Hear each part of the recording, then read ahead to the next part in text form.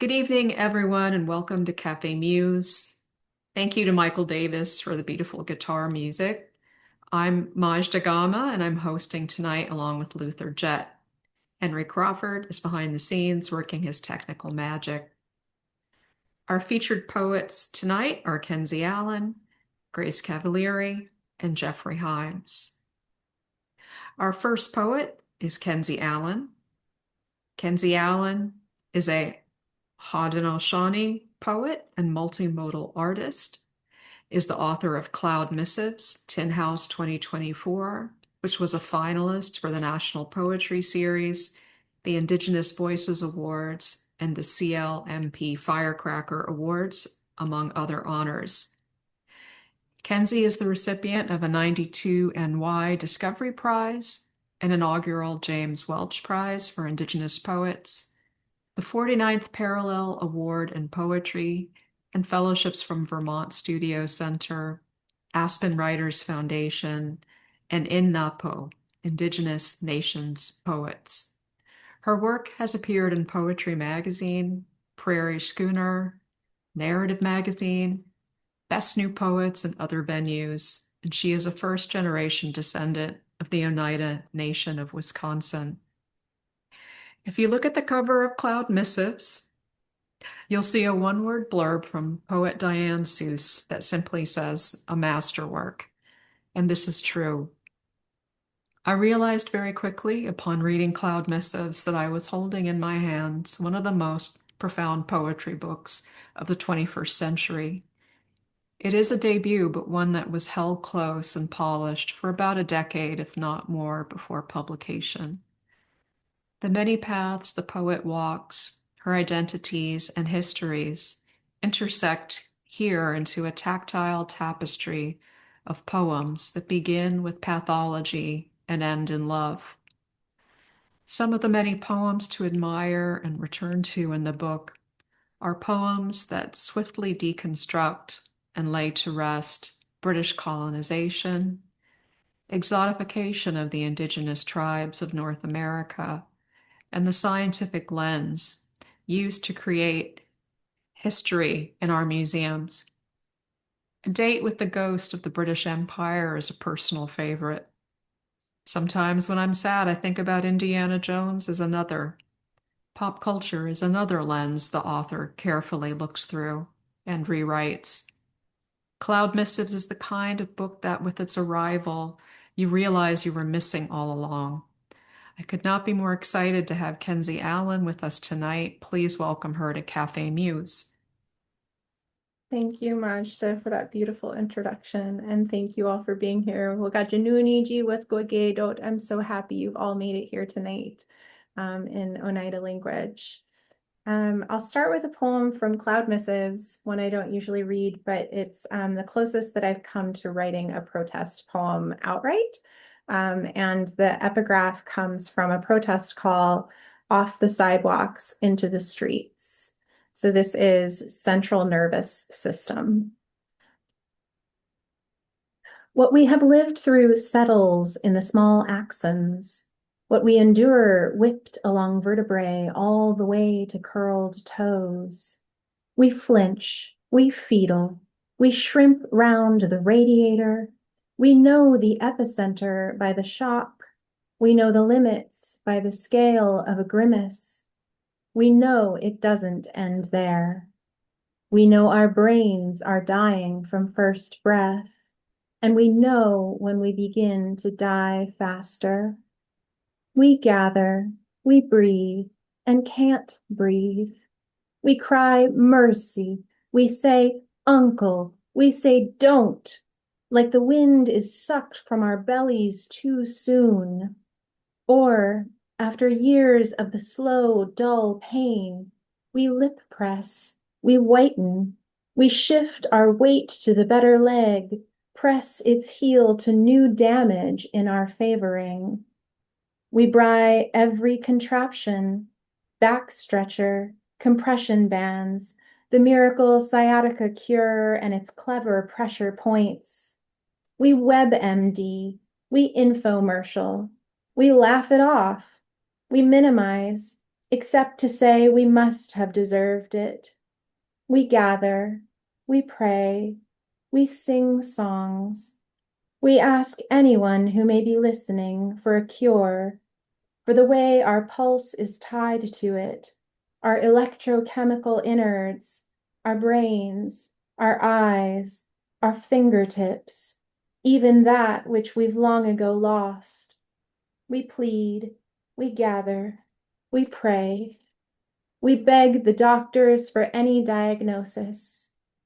We therapy, we learn to walk again. We identify injury by the swelling. Mhm.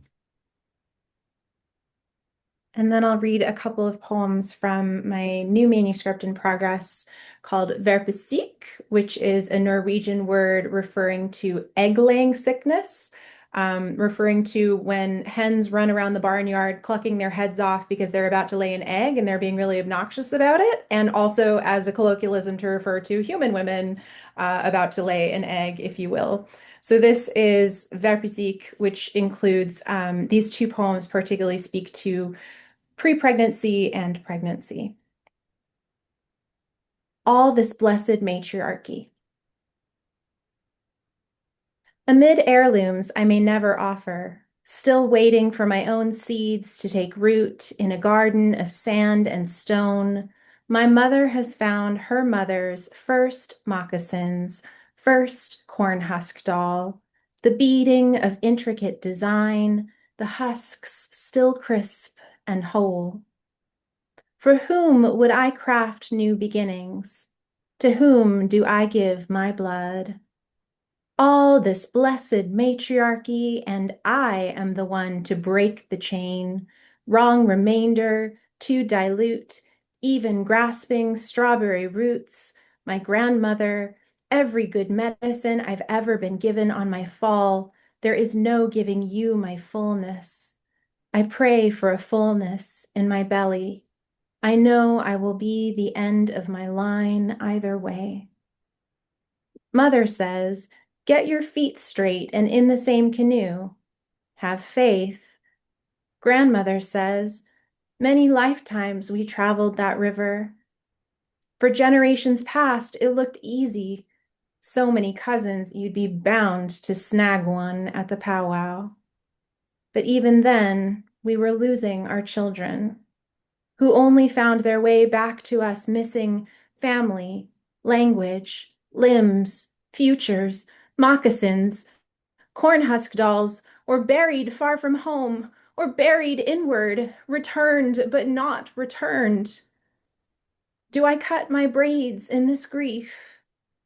How do I braid us back together? It's not the only way to mother, I know, but let me be a sky woman too. Mm. This thread on this beading might snap. This thing of beauty we make with whatever we have. The moccasins were skins once. I ask the forest, the sky world, the spirits attendant at every door for some kind of grace. The doctors ask if it runs in the family. Well, the spoiler is that I did eventually become pregnant. And so this is a poem about when I started to feel my daughter moving inside me and kind of wanted her to maybe take a nap once in a while so I could take a nap once in a while because it was a lot of movement. This is She Moves Within.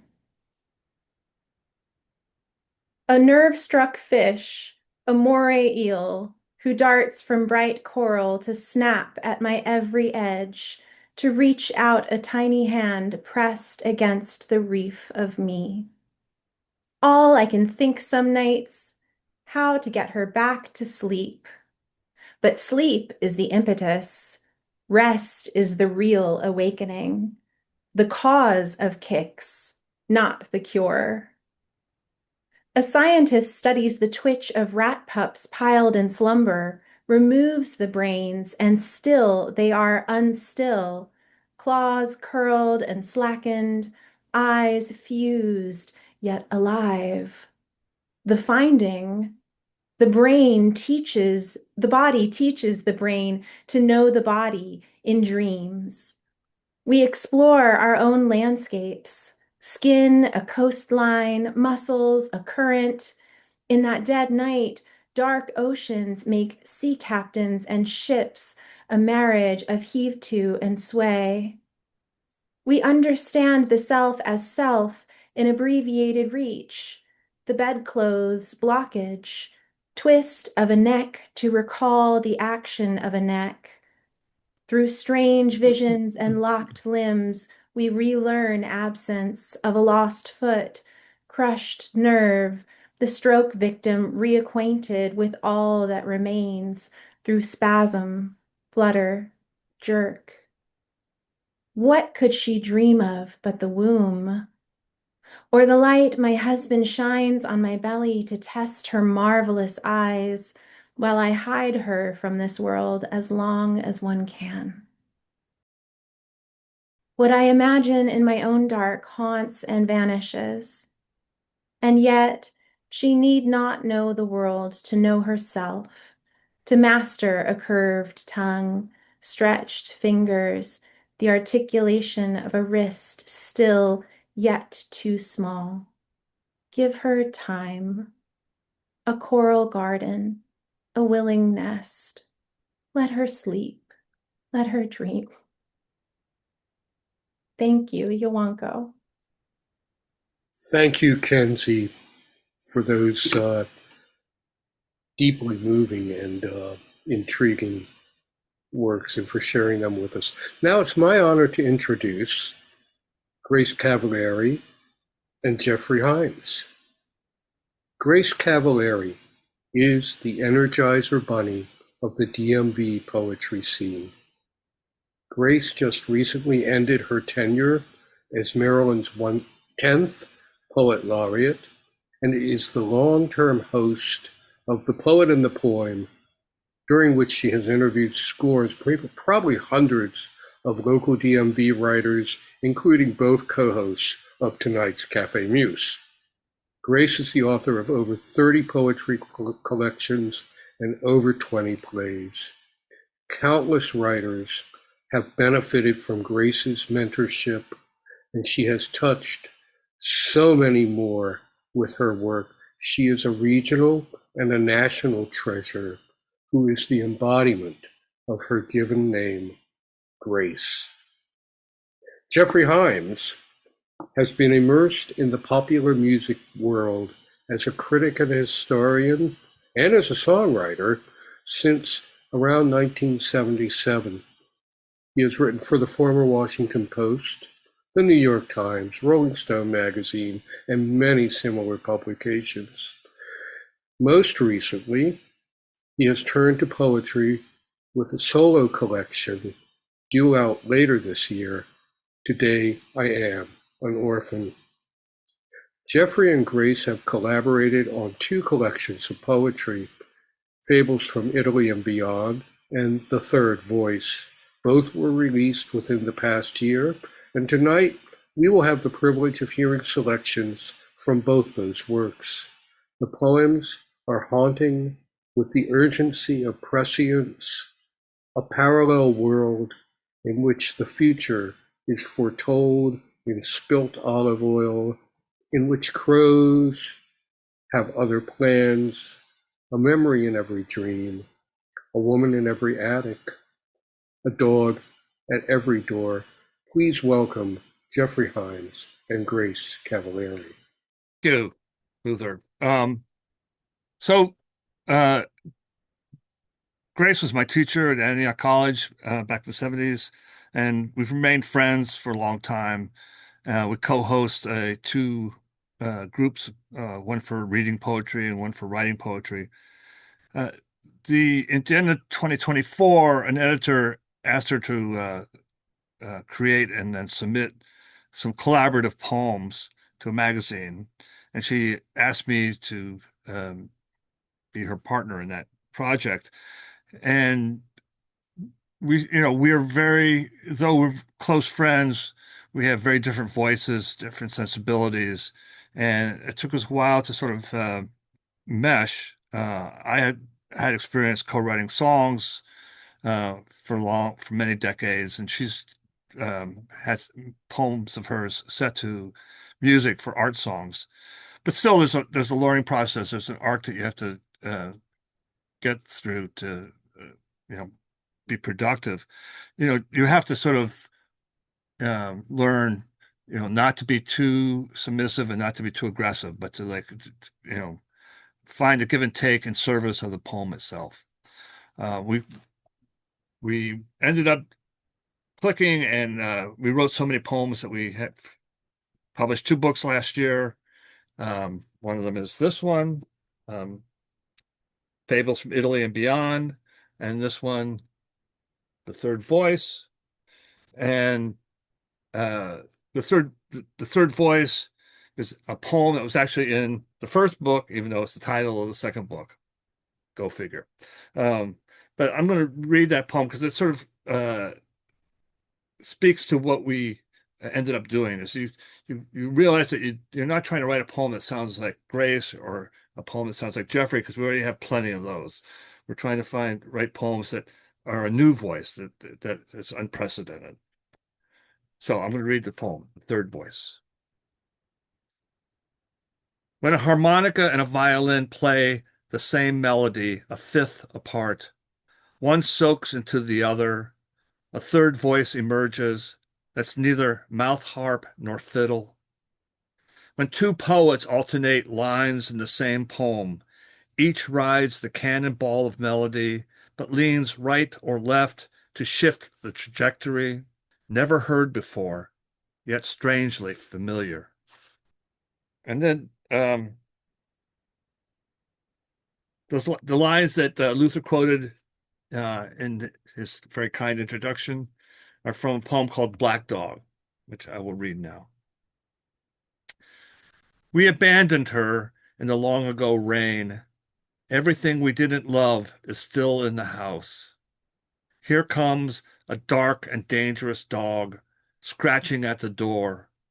Don't let him in. A woman lives in the attic, though we didn't invite her and we don't want her. The dog barks out her name. We push aside the curtain. Yellow eyes stare through the glass. When visitors hear footsteps, we make up stories about raccoons and squirrels. Does the dog belong to the woman? Does the dog belong to us? Will this rain ever stop? A memory in every dream, a woman in every attic, a dog at every door.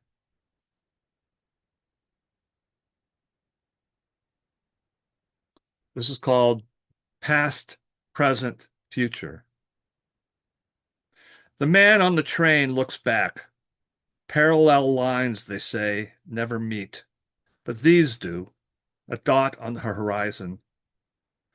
There they stand, that familiar scene, men in hats, hands in pockets, as if waiting for the past to return. Blackbirds on every shoulder, small patches of black swirling and swooping. On the depot wall, the schedule tells us where we've been, where we're going, but the crows have other plans. The man on the train looks forward now. A woman flings out her arms, her cape flying in the prairie wind. The train slowly gathers momentum, but birds blacken the window and outpace the train. The man is searching for the woman in the frenzy of feathers. The tracks narrow to a single destination. Pretending. Pretending before believing. That's how I became someone else. I imagined I had changed. I imagined it so hard and so long, so hard and so long. I was the crepe myrtle, willing bare branches into crimson ruffles. I was an actor playing a part. Now I'm the author writing the lines. I had trouble believing it until you believed it. You called me by another name, and my head snapped around to answer. You took off my mask and kissed the mask underneath. The steam cleared in the bathroom mirror, and a face appeared. It was a face I had never seen. It was mine, the face I'd always wanted. Saguaro. The desert wren in the sandstone canyon sings of the lost and those who will be lost. She sings of those blinded by wind and by sand, of the men who turn the river to blood, of the saints and prophets who wander parched through the dunes, of the prospector in fluttering rags, of those who fall to their knees, of those who sip from the poisoned river, of those who know the secret springs. The tiny bird in the saguaro cactus hums the high note of lost mirages, and the low note of travelers far from home, the rapid rhythm of wings in flight, the slow hymn of the watchful perch. The canyon is a cathedral without doors, a temple without tablets, a reservoir of light. From its thorny pulpit, the wren cries, I too have swallowed the sun. Now read one more. Icarus. The grove is full of cedar waxwings, an orchard of lemons with brown wings, hatchet hats and scat singing, butter on their breasts, butter in their songs, butter on the fingers of the humans below. He fumbles with the buttons on her blouse. She fumbles with the buttons on his shirt. They both fumble for the right words. He says what he believes she should be thinking. She thinks what she believes he should be saying. They tumble onto the crumbling leaves and fumble their way to glory. The songbirds spring their waxen wings and fly into the sinking sun. I really want to thank Café Muse, which is a lighthouse in the world of literature.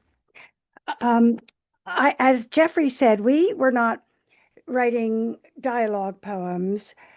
We were writing poems line by line. So he would write a line and I would write a line, and then I wouldn't like his and he wouldn't like mine. But what we got was fantastical images that weren't reality, weren't folklore, but we went somewhere we had never gone before. And that, to me, is the whole thing about poetry. So the second book we did is called The Third Voice. Let's see if I can make it up. I don't think that can show. But it is another attempt to get to a different reality by two imaginations. And when you get two imaginations together, it is extremely dangerous. So I'm going to read a few. And the first one is called New York, New York. And this is about all of us who have taken our art into New York City, as I have with my plays, and found out that this was not really the world that wanted us.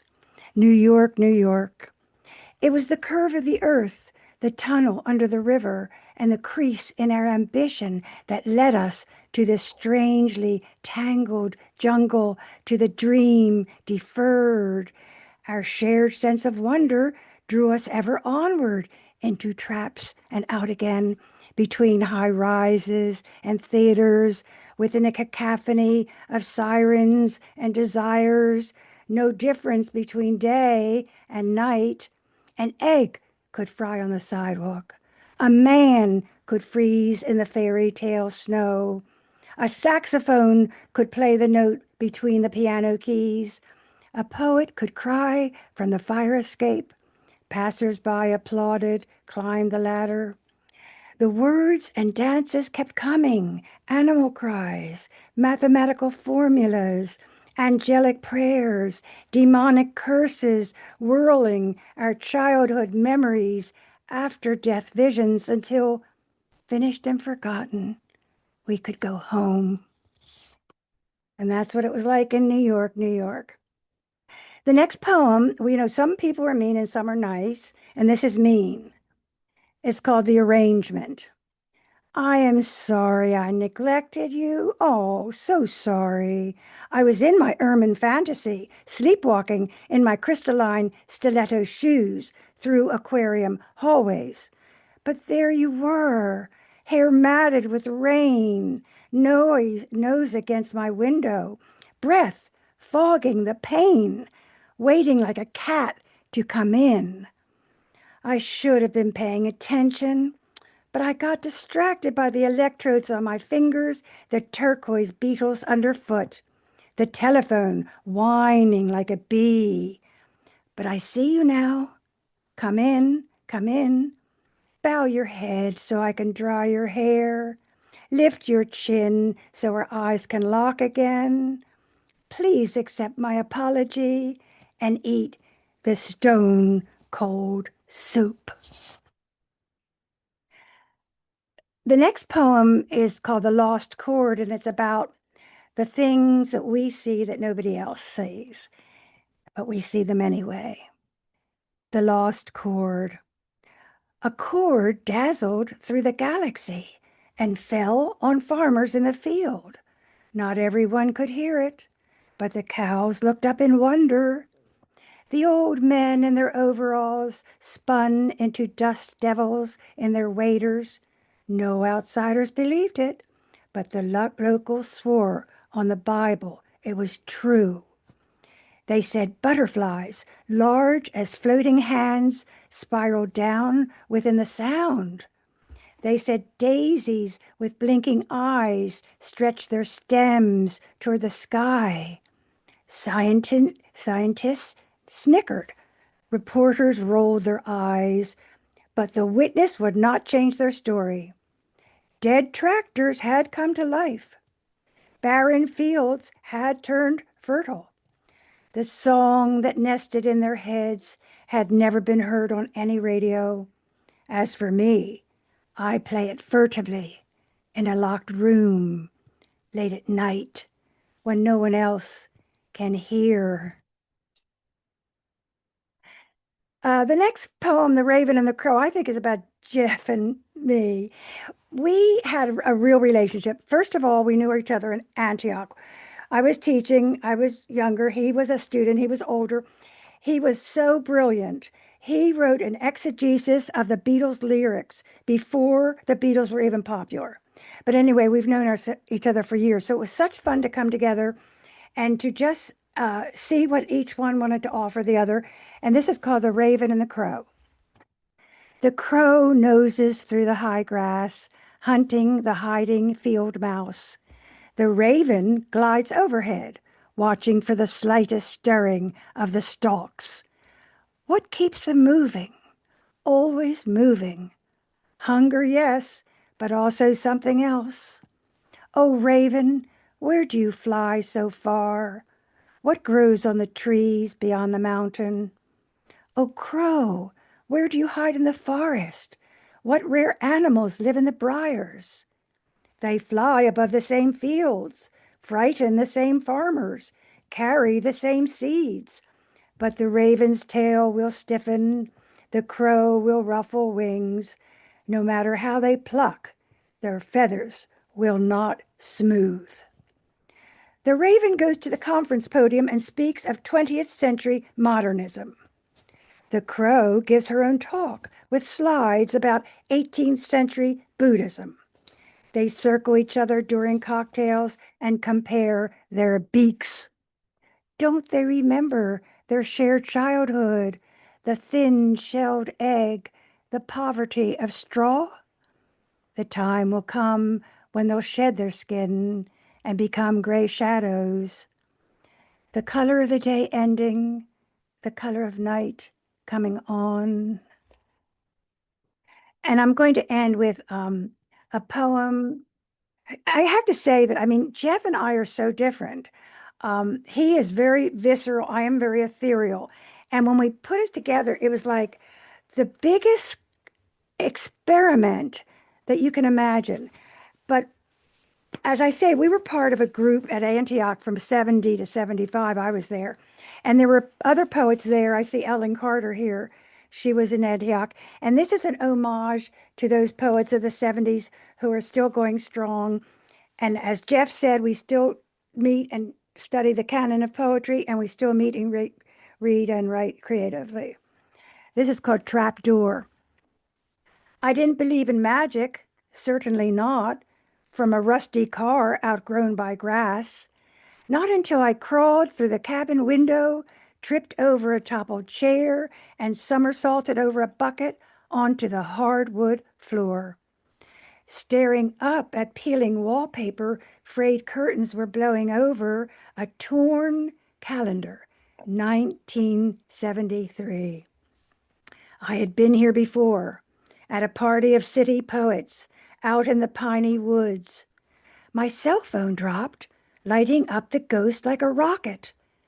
They were hollow shells, translucent and pearl white, making a low hum I couldn't decipher.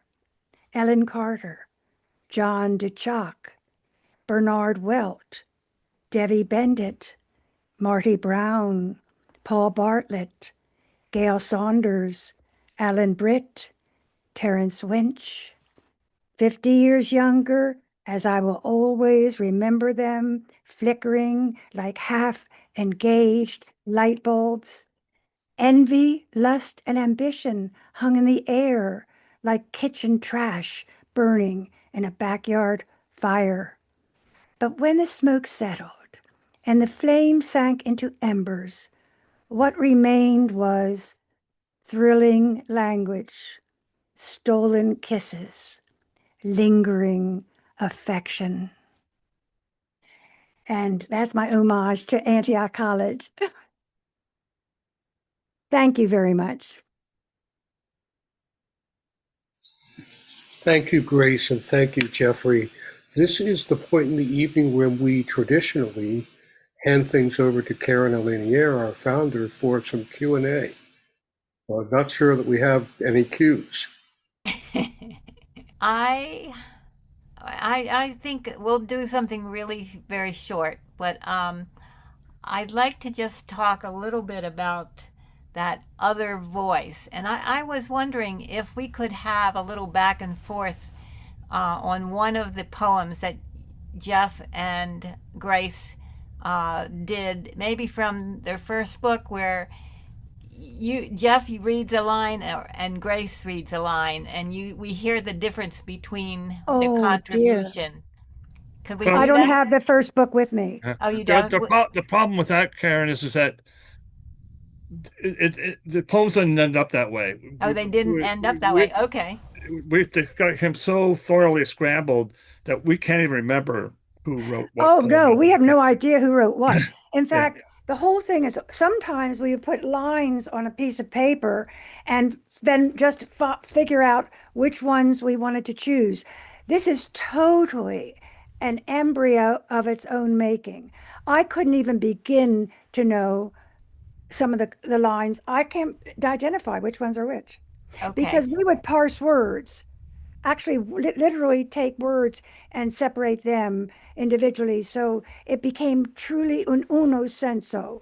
Okay. I think Now, that let me say one thing is that, whether it's co-writing songs or co-writing these poems, one thing I've learned is that when you're in this kind of partnership, you can't be too accommodating and you can't be too aggressive. You have to always keep in mind, it doesn't matter who wrote what line.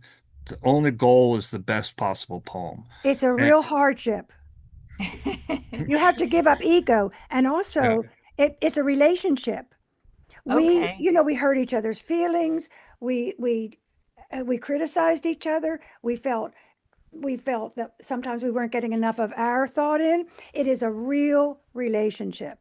Okay, I get all of that, and I am glad that this came out because I think that knowing about your process is really part of the enrichment of the reading here tonight. And Kenzie, I saw you shaking your head about some of these things about this collaboration issue, and I want you to take your mute off, and I want you to talk because I was very fascinated with your vocabulary. You had incredible vocabulary, and I was wondering, what is it with your writing style that brings you to such interesting vocabulary? Well, I want to say I think I was nodding my head for sure about, I was just so thrilled to hear all of these wonderful insights into the process of Grace and Geoffrey as far as collaboration. I'm teaching my students a lesson on collaboration later this month, and I really can't wait to share some of this with them. So I think maybe that helps with this question as well for me, because I think a lot of where the vocabulary comes from is different influences in my life. My dad's a biologist, and so I grew up with that kind of like that whole vocabulary. My mom's indigenous, my mom's Haudenosaunee, so I grew up with that whole vocabulary of, oh, you're gonna, I mean, this wasn't quite her vocabulary, but it is an indigenous vocabulary of like, you're gonna snag someone at the powwow. Like, there's these colloquialisms, you grow up in these different places. And my husband's Norwegian, and so that's where verpesik as a word and as a concept comes from. So I think it's sort of like there's that there's of course the anxiety of influence, right? But there's the joy of influence and the kind of collaboration of everything that you've ever encountered, being a little bit of a magpie and being a little bit of a collector in your notebook all the time. And I think that that's probably where the vocabulary comes from, and that's a sense of collaboration with the world. That's a really interesting answer. And it is a collaboration when you have all these different voices that come together in your head. Now, Luther? Okay. Yeah, that would be me. So on behalf of the entire Cafe Muse team and the audience, I want to say thank you to tonight's readers, Kenzie Allen, Grace Cavalieri, and Geoffrey Himes. Additional thanks to Henry Crawford for his technical expertise, Michael Davis for his music, and the entire Cafe Muse team, my co-host, Maj Dagama, Claire McGough, Ellen Cole, Henry, and WordWorks founder, Karen Alinier. Please, please, please join us again on Monday, April 6th. The one word in the English language I'd never have been able to pronounce. We will be back live at the Writers Center as well as online, starting in the Writers Center at 7 o'clock. Online listeners, I think, should tune in around 7:15, but watch your email for the correct times. Our featured readers are going to be great. They are Holly Karapetkova and Stephen Leva, both local writers of great accomplishment. And until then, everyone, stay safe, stay strong, and write on.